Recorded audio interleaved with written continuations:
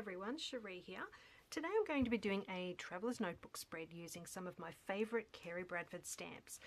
This one is all about my love of houseplants. It's only a recent thing for me. The last few months I've really become obsessed with houseplants and I've got an embarrassing amount in my lounge room right now. So what I've done is taken a photo of a few of my favourites at the moment, and what I've done is number each of the photos with a teeny tiny little number sticker. These are really old. I've had these in my stash for a long time. I'll just see if I can get it to focus. There we go. You can see the number just in that bottom corner there.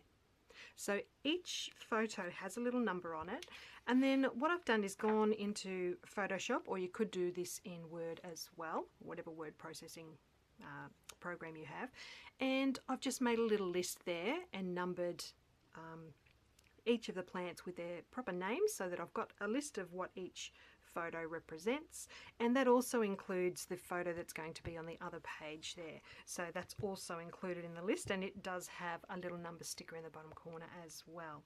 So I'm keeping it really simple, and I'm just going to stamp a title, and then I have these other little bits that I've stamped from various other Kerri Bradford stamp sets. One of them is Long Story Short, and I'm using a couple of phrases out of that one. And I've got other bits and pieces there as well. They're already stamped, cut out, ready to use. For the title, I'm using a mixture of the Lincoln Outline stamps, the Brooklyn small stamps, and what I love about this stamp set is it's got multiples of each letter, so you can actually set them all out onto your stamp block and stamp them in one go if you need multiples. This time I was actually lucky I didn't need multiples for this title, but I love this stamp set allows you to do that.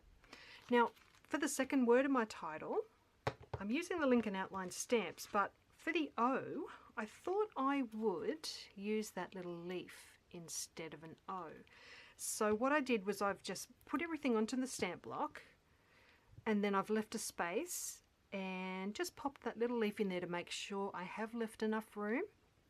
And then what I'm going to do is stamp the word, and then I'll stamp that leaf separately to replace the O. Alright, so what I'll do is get my stamp pad ready to go, and I'll show you how I'm going to do that. Right, so first up, I'm just going to grab that little Happily Obsessed piece that's from the Long Story Short stamp set, and I've just got that and the photo in place just so I get my spacing right, and then I'm going to stamp that love word just above that photo. So just getting lots of ink onto that stamp, and that's going just above there. Fingers crossed, and it's looking good. So I'm just removing that photo now and that other piece too.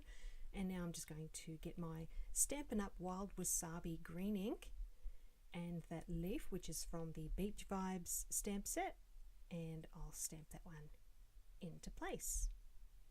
And I'm quite happy with how that looks, and I like that that's just adding a little bit more green to that second page there.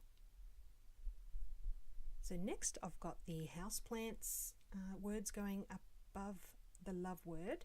And as I said before, they are from the Brooklyn small alphabet stamp set. And again, just getting lots of ink onto that stamp, just pressing it down really nice and hard, rocking it a little bit, and I'm really happy with how that's stamped up. So now I can go ahead and pop a little bit of double-sided tape on the back of the Happily Obsessed piece there, and that can go just above my journaling, and then the photo can go into place above that as well. And I do end up adding a little bit of stitching to that Happily Obsessed piece at the bottom of the photo, but you'll see that in the close-up photos at the end of the video. Alright, so this page, I've got all my photos there, just putting them into place. I've stuck all of them down, and now I've got a couple more little bits and pieces to add to finish this off. Alright, so I've got the yes to this piece that's just going to go there, and then I've got a black heart that I've stamped from the XO stamp set. That's just going above that, And then I've got another piece that says around here, which I'm going to stick at the top there. And I do also add some stitching to those two pieces as well. Okay, so I hope you've enjoyed seeing how this one's come together. I've kept it nice and simple today, but I'm really happy with how this one's turned out. I'll pop a link to Kerri Bradford down below. Let me know if you've got any questions, and I'll leave you with these close-up photos at the end. Thank you so much for joining me. Bye for now.